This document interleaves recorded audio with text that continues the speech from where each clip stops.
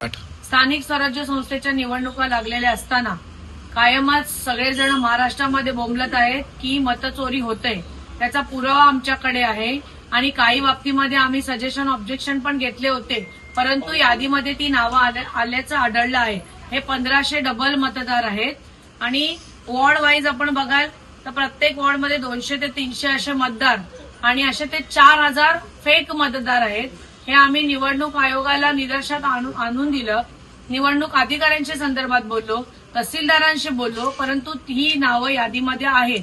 तर आम्हाला आता एवढंच सांगायचं आहे की निवडणूक ही लोकशाहीच्या माध्यमातून लढली गेली पाहिजेच, परंतु ही जर मतदान ह्या लोकांनी केलं तर आम्हाला लोकशाहीच्या माध्यमातून करत असताना ठोकशाही सुद्धा अवलंबावी लागेल। आणि या ठिकाणच्या ग्रामपंचायतमध्ये जे सदस्य म्हणून ज्यांनी लढलंय, निवडणूक लढली, त्यांची नावं आता शहरामध्ये आलेली आहेत आणि अशा पद्धतीने आपण बघाल की हे कसे मतदार नोंदणी झालेली आहे आणि यामध्ये कशा पद्धतीने आपल्याला बघाल अशा अनेक पुरावे आमच्याकडे आहेत।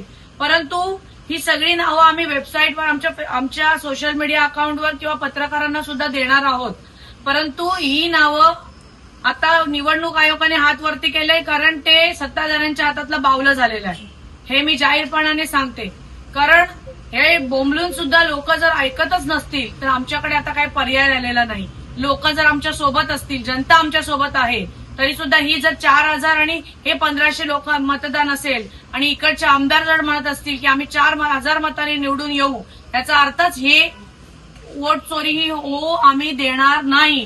आम्ही राज्यभरातल्या सगळ्या नेत्यांना मी विनंती करते की उरण मतदारसंघाकडे या निवडणुकीकडे आपण प्रकर्षाने लक्ष घालावं, एवढीच नम्र विनंती करते आणि थांबते। जय हिंद, जय महाराष्ट्र। दे धडक बेधडक वृत्त देणाऱ्या आपल्या शिवसत्ता टाइम्स न्यूज चॅनलला लाल बटन दाबून सबस्क्राईब करा आणि बेल आयकॉनला क्लिक करायला विसरू नका।